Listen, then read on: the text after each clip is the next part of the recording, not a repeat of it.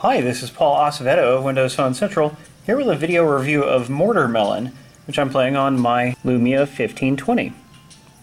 Mortar Melon is a free-to-play game. By default, you get one set of levels completely free, and then optionally you can purchase the levels that take place in the desert environment for $129, which is a pretty fair price. This is a physics puzzle game. The goal is simply to get the watermelon into the basket, and then if you can, you also want to hit the other pieces of fruit with your watermelon or knock them into the basket.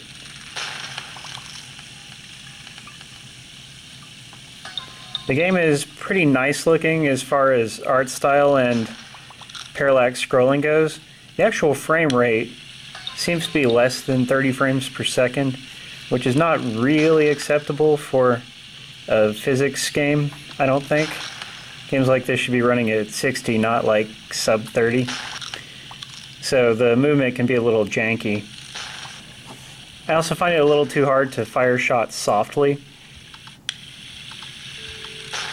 Like, you're going to get a lot of momentum no matter what. That was an interesting thing right there. The watermelon can actually bounce into the firing mechanism, and if it does that, you can just shoot it again. Here's a more advanced level. They do get more complicated and interesting, which is cool.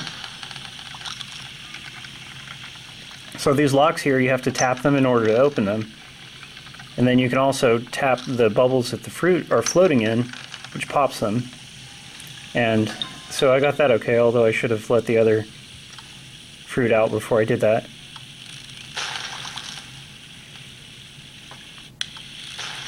So some of the levels are pretty cool.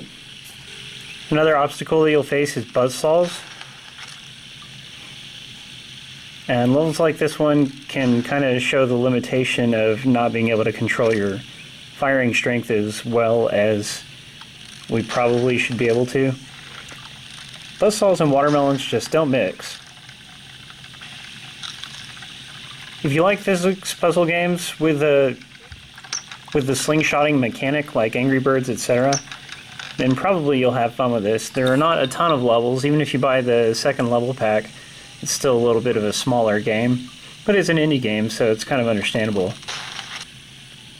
This is also coming to Xbox One in the future, and I'm looking forward to seeing how that version controls with a physical controller. Thanks for watching. Read our full review at wpcentral.com.